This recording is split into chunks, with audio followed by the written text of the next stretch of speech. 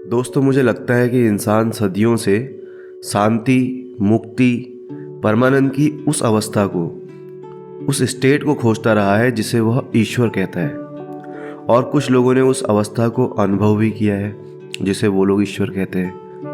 पर आज के समय में ईश्वर शब्द का महत्व इतना घट चुका है कि उसकी मीनिंग नहीं के बराबर ही रही है। दोस्तों, किसी का ईश्वर में विश्वास करना या ना करना उसके कल्चर, उसके एनवायरनमेंट और उसके मानसिक प्रभावों पर निर्भर करता है। और देखा जाए तो ईश्वर शब्द एक अवधारणा है जो उस वातावरण, उस परंपरा पर आधारित है जिसमें आपका पालन पोषण हुआ है।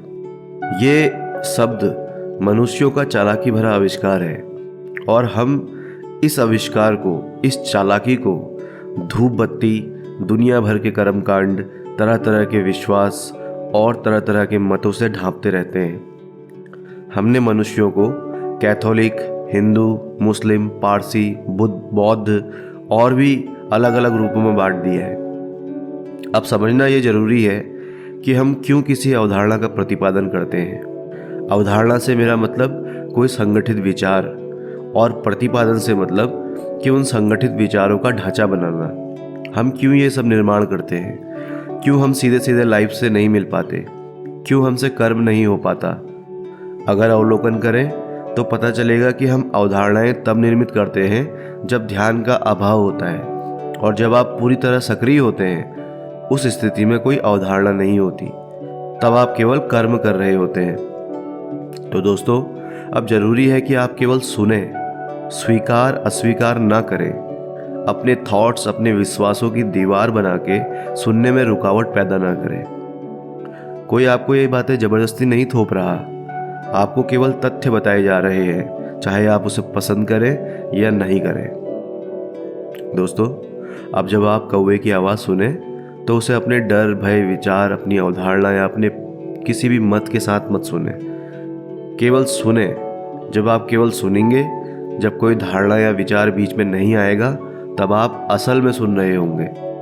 अतः जब आप पूर्ण रूप से सुन रहे होते हैं तब कोई अवधारणा नहीं होती, बस एक सुनने की अवस्था होती है। और हम में से मैक्सिमम लोग ऐसा तब करते हैं, या तो जब कभी कोई हम बढ़िया सा सॉन्ग सुन रहे होते हैं, या फिर शाम ढलते सूरज को देखते हैं, या फिर कभी आप लोग अपने पार्टनर के साथ, हो सकता है, ऊपर छत में बैठ के चांदनी रात को देख रहे होंगे, चांद तारों को। तो ऐसे कुछ मोमेंट आते हैं लाइफ में जब आप केवल देख रहे होते हैं। कुछ सॉन्ग आपको अच्छे लगते हैं तब आप केवल सुन रहे होते हैं। तो उस स्थिति में उस अवस्था में आपके विचार आपको इन्फ्लुएंस नहीं करते, वरना बाकी सारी एक्टिविटीज़ में अगर आप देखें तो आप सुनते भी केवल उतना है जितना आप सुनना चाहते हैं। यहाँ तक कि हम अपनी बात सही से नहीं सुन पाते, दूसरों की तो छोड़ दो। तो इन सारी अवस्था में अवधारणा नहीं होती।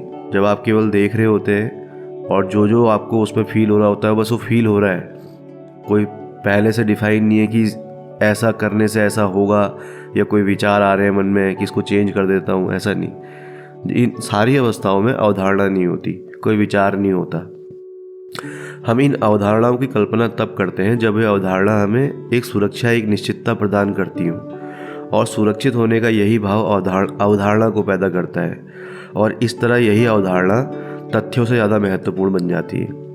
यही तो होता है कि हम सारे लोग, जितने भी हैं मनुष्य, हम लोग डरते हैं। आप मानो या ना मानो, हम डरते हैं जीवन से। जीवन में कई सारी चीज़ें आती हैं जिनमें हम खुद को बहुत अकेला पाते हैं, तन्हाई हमें खाती है, हमें डर लगा रहता है तरह तरह का।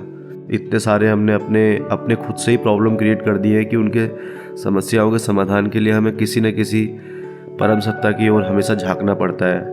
अब पता है नहीं है वो बात अलग है, लेकिन हम मानते हैं, अपने दिल में मानना शुरू कर देते हैं कि हाँ, कोई है जो हमारी इसमें रक्षा करेगा। ये अवधारणा है। आपके विचार जो आपने खुद ही पैदा कर दिए, खुद बना दिए, एक नई सोच निर्मित कर दी, ये अवधारणा है। तो इस बात का पता लगाने के लिए कि गॉड है कि नहीं, इन अवधारणाओं का उसमें कोई महत्व नहीं है। आप आस्तिक हैं कि नास्तिक, आप विश्वास करते हैं या नहीं करते, इन बातों का कोई मतलब नहीं। उस गॉड का पता लगाने के लिए आपको पूरी ऊर्जा की ज़रूरत होगी। ऐसी ऊर्जा जो दूषित ना हो, जिसमें कोई दाग धब्बे ना हो। हम में से अधिकतर लोग ईश्वर को पाने के प्रयास में ऊर्जा को अलग अलग तरह से विकृत कर देते हैं। जैसे कुछ लोग हैं जो ईश्वर को पाने के लिए आजीवन ब्रह्मचारी बनने की शपथ लेते हैं और इस प्रक्रिया में वे स्वयं से लड़ते रहते हैं, अपने विचारों से लड़ते रहते हैं। दमन में, नियंत्रण में, अपनी कामना के उस नकार में जो प्रयास लगता है वो आपके मन को विकृत कर देता है। इसलिए ज़रूरत है स्वयं का अवलोकन करने की, आसपास के लोगों का अवलोकन करने की और ऊर्जा की इस बर्बादी का अवलोकन करने की। हमें अपना अवलोकन करने की ज़रूरत है। हमारा मन कैसे काम कर रहा है,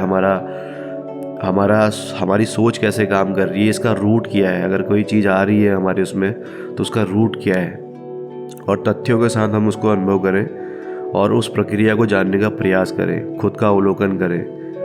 तो दोस्तों, आशा करता हूँ आपको ये वीडियो अच्छा लगा होगा। अगर अच्छा लगा तो आप लोग लाइक, शेयर, सब्सक्राइब कर सकते हैं। धन्यवाद।